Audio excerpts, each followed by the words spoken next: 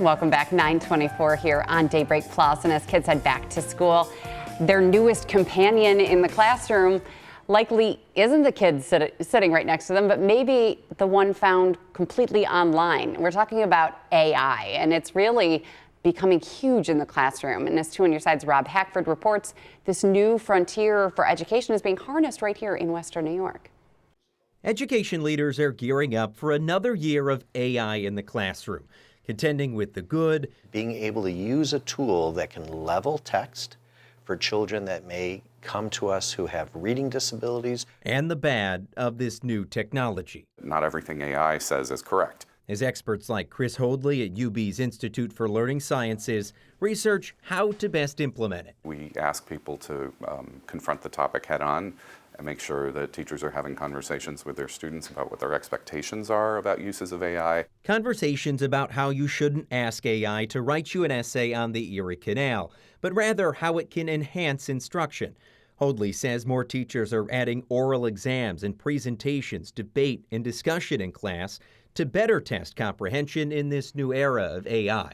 Keep it in its place and acknowledge that it can be a useful tool, but it's a tool, and it's not a substitute for learning. And this is for all kids, Rob. This is for kids that are struggling to get to proficiency. It's for kids already at mastery who want to learn more. Let's think about two fractions like a half and a third. Grand Island Superintendent Brian Graham has embraced AI in education. His district is one of 4 in the state testing the AI tutor and teaching assistant Conmigo in grades 6 to 12. The app was built by the team at OpenAI and Khan Academy. Not a tutor that tells you the direct answer, but a tutor that actually uses Socratic coaching to help children master content. It is a powerful tool with the potential to change education that also monitors and reports back to teachers how students are interacting with it. UB is continuing its development of a different AI tool, a screener that one day could detect language and speech disorders in young kids, working with the Williamsville, Buffalo, and Grand Island school districts. Promoting student learning through speech and language development as well as early literacy, we couldn't ask for a better role model in the United States right here in our own backyard. If we want AI to be useful in education, we have to recognize this could go very well or it could go very poorly, and it's important that everybody in our whole society engages with those conversations about what are good and appropriate uses of AI and what are maybe not what we believe in. An ever-changing companion focused on bettering education, entering a new year of exploration. On Your Side, Rob Hackford, Channel 2 News. We kind of go through something like this. You know, I remember 6th, 7th, 8th grade, computers started to come onto the scene.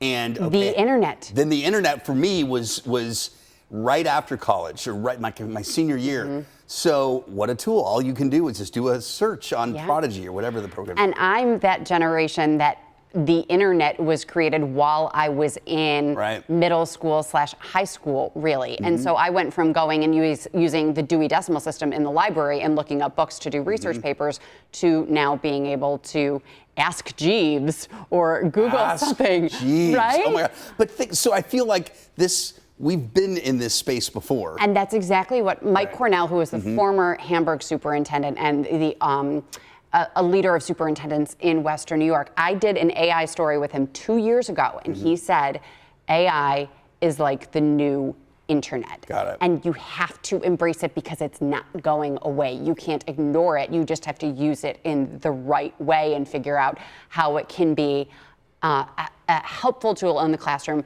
rather than a dangerous weapon.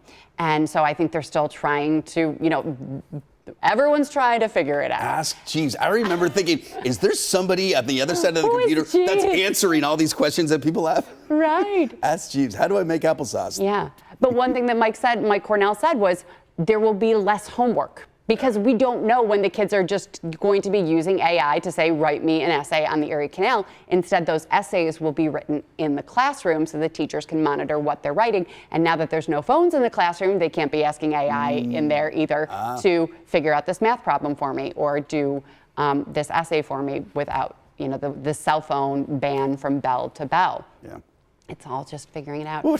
I'm just getting texts from my son about how bad this whole cell phone policy is. I'm And like, he's been in how do you school for- texting me if you should have your cell phone? And he's been in school for 20 minutes, and he's already texting you from in school saying, I hate Figuring it out. this. Figuring it out. Don't want to out him yet. And how did he text you? That's the.